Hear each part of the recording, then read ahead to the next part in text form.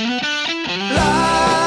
is an open road, feather up and foot to the floor. Life is a one-way street, there's no going back for more. Take the wheel and make the bends, watch the winds and mind the winds. You can't sleep at journey's end, save the backseat for your friend. It's too easy to overload, 'cause life is an open. Hi there, welcome to Just a Gypsy with Nick Russell. Over my shoulder, as usual, is the master gypsy himself, Mr. Nick Russell, the editor of the Gypsy Journal. It was just occurring to me, do you suppose there's a degree that you could get from some college of, Master of Gypsyology or something like that? It's a PhD, piled higher and deeper. Piled higher and deeper. Okay, I understand perfectly. Okay. But if there is a master gypsy, I think that you might be it, because you've been at it now for, I can't remember, 13 years, is that correct? Yeah, close to 13 years. 13 years of full-time traveling and publishing the Gypsy Journal, which I have a copy of right here. There it is. There's the latest issue. And it's chock full of good stuff about great destinations and great adventures that you can have along the RV trail. You folks were traveling, you and your wife Terry were traveling from Florida across, and you have made it into Arizona. You're right now, you're in Apache Junction, but on the way through, I've got just a couple of pictures of your trip coming through here, of just the mountains, and I guess it was kind of a welcome sight after some of the cold weather down there in Florida, even though it didn't warm up too much, at least not yet. I think it's actually colder here than it was in Florida, to be honest. Oh, really? Okay. Well, maybe it's more disappointing in Florida because it's supposed to be beach country. I don't know. Maybe that's, you don't think of Florida as being cold ever, but yeah, it's been bad. So, but coming through, I'm just looking at this. This is you got a shot here, kind of looking back at a tunnel. About where is this? That's on U.S. Highway 60. That's the Superior Tunnel between basically the Phoenix Valley and the little towns of Globe and Superior. Okay, great. And that's is that a good exploration route, or is it more of a just get through it kind of situation? No, it's a beautiful drive. U.S. Highway 60. You have to be comfortable driving mountains because it's got some mountains on it, but it's a beautiful drive. It goes clear across the country and winds up on the East Coast. Oh, that's great. Coming out of Globe and Superior, you go through the Salt River Canyon up to my old hometown of Show Low, and it's a beautiful, absolutely one you'll remember forever. Okay. Yeah, I've never done that, but it's one to put on the list. Some giant saguaro cactus there. I am sure that those looked a little bit familiar to you. You have those up in Show Low? No, we're actually Show Low, where we lived, was up in the high mountains. Everybody thinks of Arizona as being desert. Oh, okay. This is down in the desert, but Show Low is actually over 6,500 feet. Pine trees and snow and lakes and all sort of things like that. Oh, okay. All right.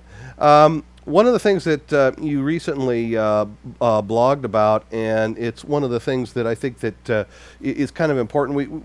You have a section in the on the website as well that sort of mentions some of the areas in the country that are RV unfriendly, where perhaps they don't allow parking and things like that. And you did come through one of those areas just now. And a lot of areas, a lot of towns allow, like the Walmart, for example, allows overnight parking in their parking lot, and so a lot of RVers do take advantage of that. But you happened upon a town where what happened? What was the situation there? Well, there are several towns around the country, and this was one in Florida that a local campground owner decided that he was losing money by having RVers pull in and park at Walmart for the night. So the city enforced a ban on overnight parking anywhere except in a commercial.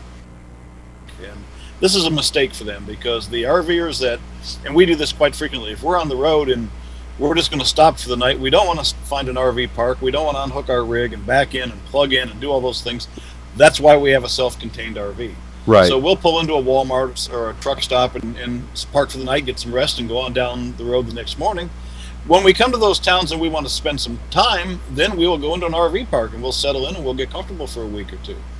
So, it's kind of one of those penny wise and pound foolish things, because everybody loses when they go with these bands. Right, and you ran. And this is another shot here of another RV at a Walmart. But in this, you've run into some towns where because they've limited it. But okay, so what do RVers do about that? Besides, we do know that RVers talk to each other, so the word gets out about locations like this. Yeah, the RVing community, the full timers and the extended RVers and stuff are, we're very tuned in. We're in touch by email. There are websites like the Escapees forums and things like that, RVNet, a lot of different groups, and IRV too. So we're always talking to each other. And these towns that do this, they wind up really losing a lot of money, because while we may not spend $25 for that campground for the night, almost always we'll go into Walmart and buy a few things. We'll go to a local restaurant and have dinner. We'll buy some fuel before we leave town. It's nothing for us to spend $100 or more in a town when we stop for the night. That's right. So we get online and we start telling each other about the RV unfriendly towns, and we just bypass them, because 10, 15, 20 miles down the road there's another community that's more than happy to take our money. That's right. And you have written letters to the editor of local newspapers and things like that. Is that correct? Yes, we have. We're very vocal about it.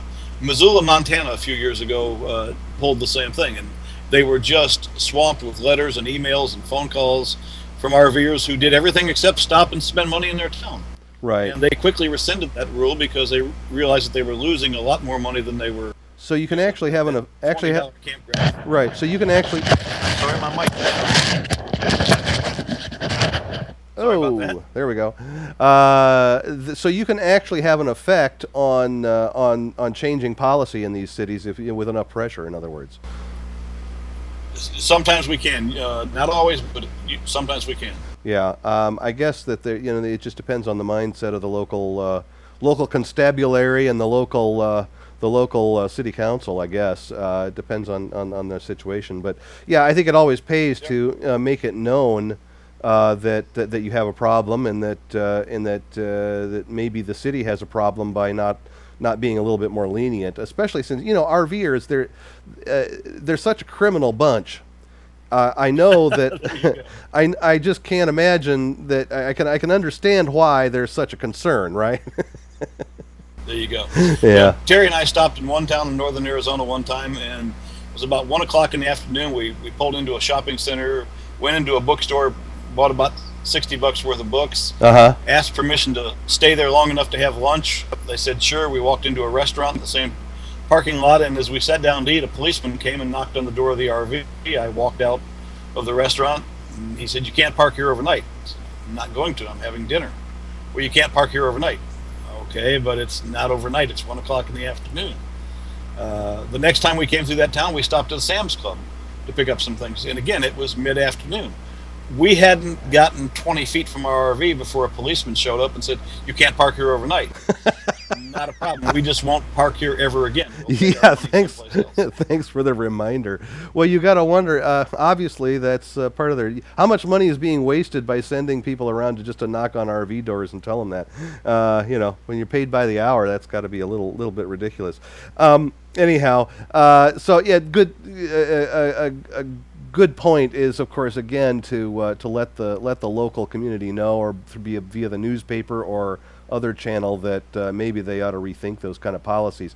By the way, you can follow along here if you have questions or concerns or other issues that you'd like us to address here on Just a Gypsy. You can call 1-877-578-RVNN and use extension 707. That will put you directly into Nick Russell's voicemail, and you can ask a question, make a comment or a suggestion about an upcoming show, and we're very glad to have that kind of feedback. Also, you can email Nick at gypsy@rvnn.tv, and remember, send us some pictures. We'd love to have them. We may be able to use them on an upcoming show as well.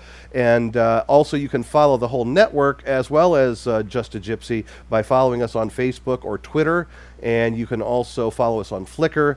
And if you would like up-to-the-minute updates on your cell phone about when we're going to be perhaps streaming live, or when a new show changes, or when new shows are available, just text RVNN to 72727, and that'll give you that'll put you on the SMS, the text message list. So we're going to be right back with more from Just a Gypsy. So stay with us. For more TV like this from the world of RVs, head to rvnn.tv.